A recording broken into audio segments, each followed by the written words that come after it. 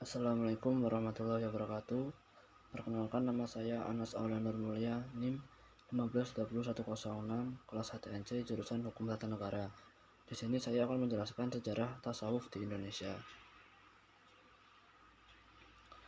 Lahirnya tasawuf di Indonesia. Penyebaran Islam di negara-negara Asia Tenggara tidak lepas dari peran dan kontribusi tokoh-tokoh tasawuf. Hal itu disebabkan oleh sifat-sifat dan sikap kaum sufi yang lebih kompromis dan penuh kasih sayang. Jika Islam pada hakikatnya adalah agama terbuka dan tidak mempersoalkan perbedaan etnis, ras, bahasa, dan letak geografis, maka tasawuf Islam telah membuka wawasan lebih luas bagi keterbukaan yang meliputi agama-agama lain. Terdapat kesepakatan di kalangan sejarawan dan peneliti orientalis dan cendekiawan Indonesia bahwa tasawuf adalah faktor terpenting bagi tersebarnya Islam secara luas. Lahirnya tasawuf di Indonesia. Berikut beberapa pandangan yang berpendapat bahwa tasawuf adalah faktor terpenting tersebarnya Islam secara luas. 1. Hasil-hasil muktamar tasawuf yang diadakan di Pekalongan 1960 yang dihadiri sejumlah ulama dan pejabat yang menegaskan bahwa tarekat masuk ke Indonesia untuk pertama kali pada abad ke-1 Hijriah atau 7 Masehi.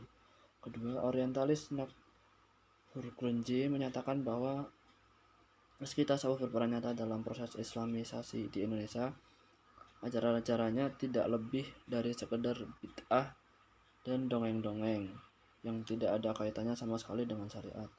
Tasawuf menurutnya dihormati umat Islam di Indonesia karena kepercayaan sisa-sisa Hinduisme meski masih melekat sehingga menjadi faktor penentu bagi keberhasilan kaum sufi dalam proses Islamisasi di Indonesia. Nomor 3, menurut penelitian-penelitian yang dilakukan terhadap Hamzah Fansuri dan Syamsuddin al-Sumatrani serta pemikir-pemikir Indonesia pada abad ke-7 Masehi, metodologi kaum sufi dalam proses Islamisasi Indonesia yang menggabungkan ajaran-ajaran Islam dengan kepercayaan-kepercayaan yang sudah ada sebelum datangnya Islam.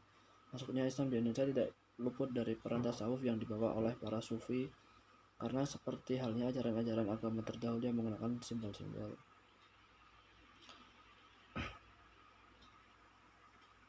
Awal mula tasawuf di Indonesia. Tasawuf di Indonesia bermula di kota besar seperti Jakarta, Bandung pada akhir 1970-an dan terutama sekali dalam dekade 1980-an. Pelopornya ialah para sastrawan, seniman, sarjana ilmu agama, dan cendekiawan. Pendekatan kaum terpelajar dan tidak sedikit dari mereka adalah dokter, pengusaha, manajer, sarjana ekonomi, ilmu politik, dan falsafah.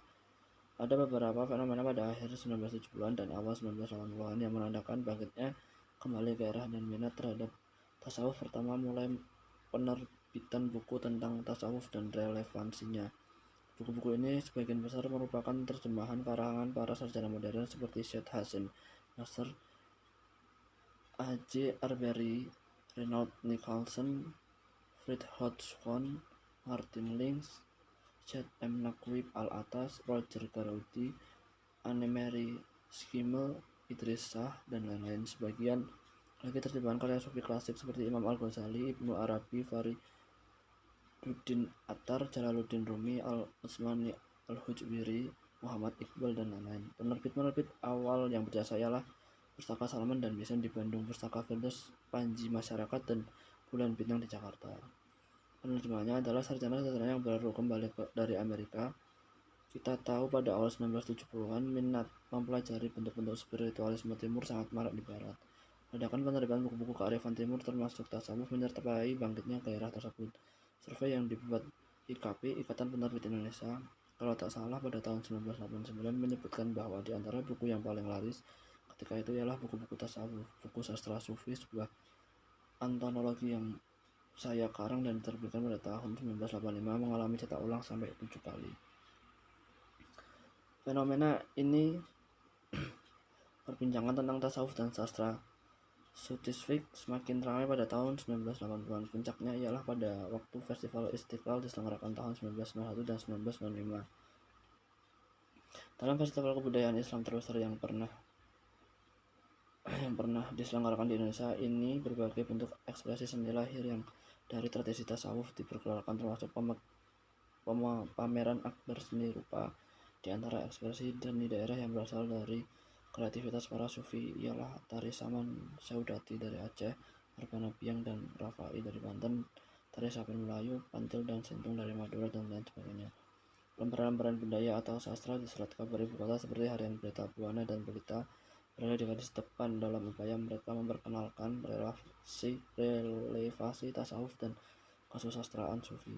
Nomor-nomor awal majalah dan jurnal kebudayaan Islam terkemuka seperti Ulumul Quran juga menampilkan perbincangan tentang tasawuf dan relevansinya. Pada akhir tahun 1980-an, pengajian-pengajian tasawuf mulai marak dilakukan di kota besar seperti Jakarta, misalnya seperti yang diselenggarakan oleh Yayasan Wakaf Para Madinah. Ini tidak mengherankan karena orang-orang yang berperan dalam pengajian tersebut bagiannya adalah para redaktur dan editor Ulumul Quran. Sekian dari saya. Wassalamualaikum warahmatullahi wabarakatuh.